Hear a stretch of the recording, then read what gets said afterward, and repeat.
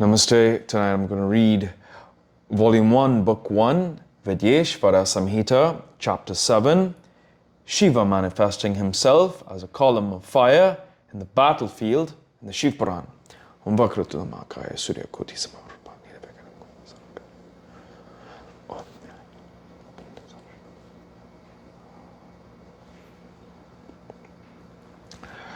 Hari Om Tat Sat. Ishvara said, "Dear children, hail to ye. I hope the universe and the race of the deities under my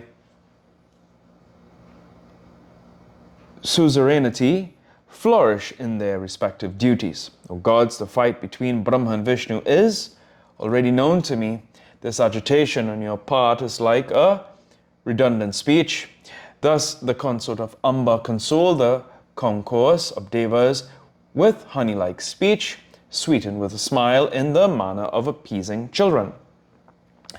In that very assembly, the Lord announced his desire to go to the battlefield of Hari and Brahma, and accordingly issued his directive to 100 of the commanders of his attendants. Different kinds of musical instruments were played to announce the start of the journey of the Lord.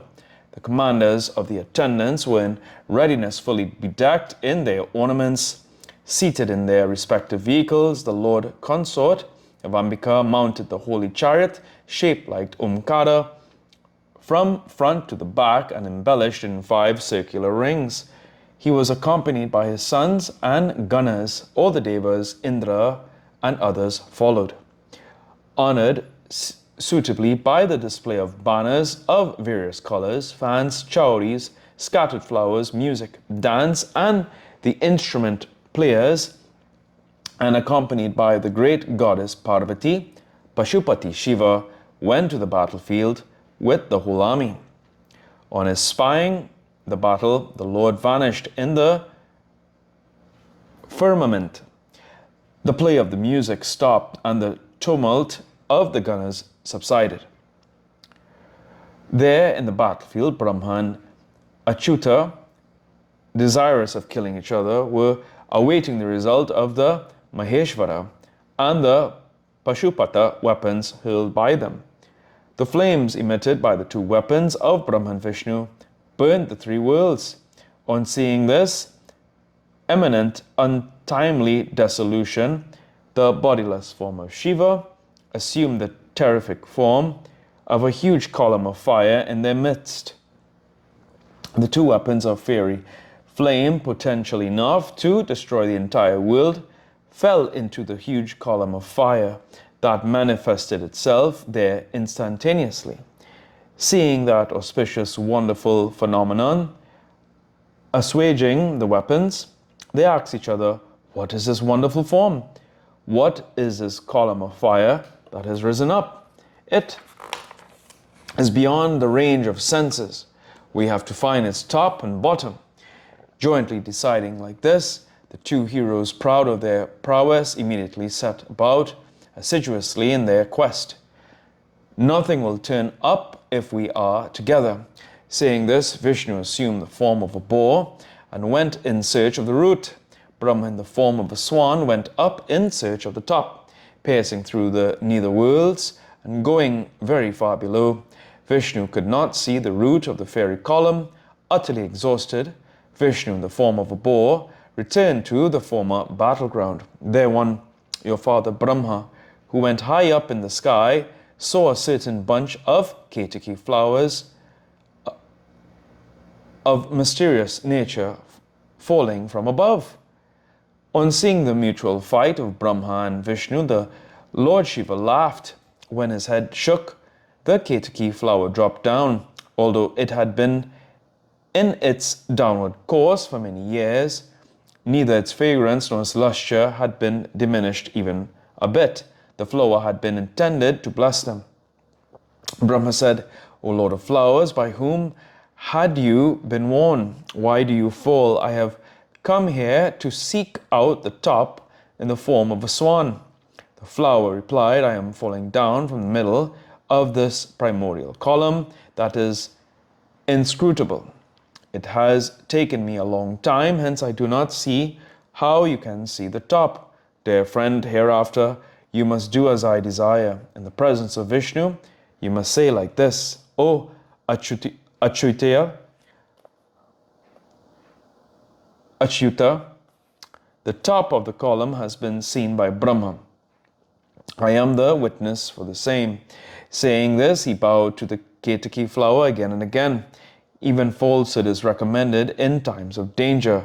So say the authoritative text.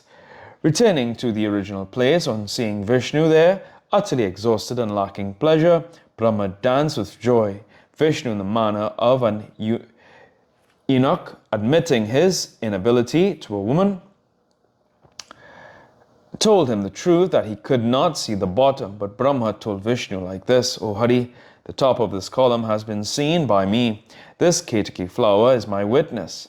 The Ketaka flower repeated the falsehood, endorsing the words of Brahma.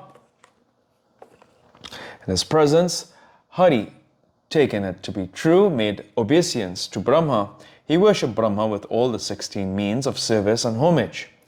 The Lord, taking up a visible form in order to chastise Brahma, who practiced trickery, came out of the column of fire. On seeing the Lord, Vishnu stood up and, with his hands shaking with fear, caught hold of the Lord's feet.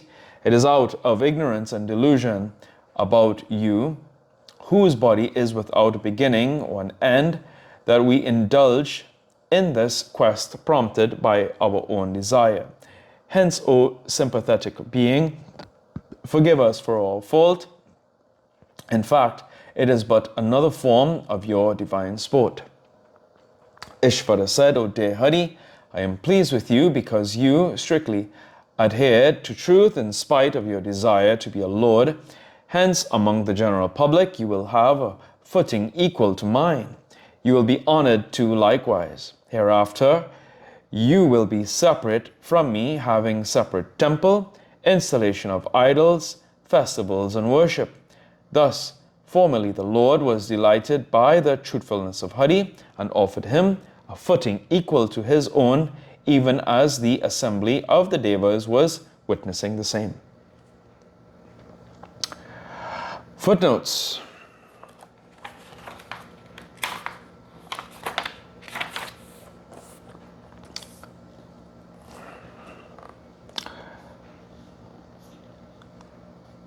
Okay.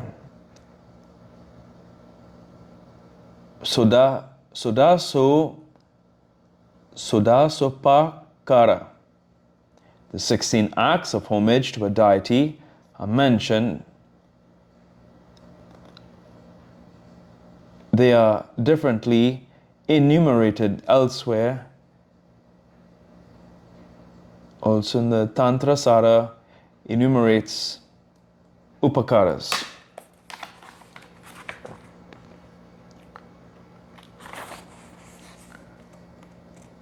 Okay, I think that ends today's reading of Shiv Puran.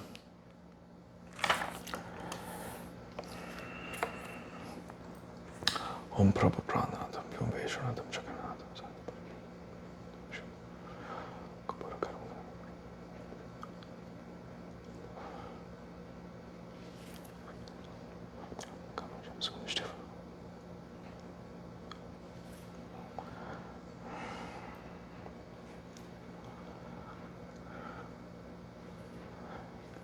Om Tvaya Mata Chapitatmaya Tvaya Bandusha Chasakatmaya Tvaya Vidyadra Vidam Tvaya Shanti Shanti Shanti.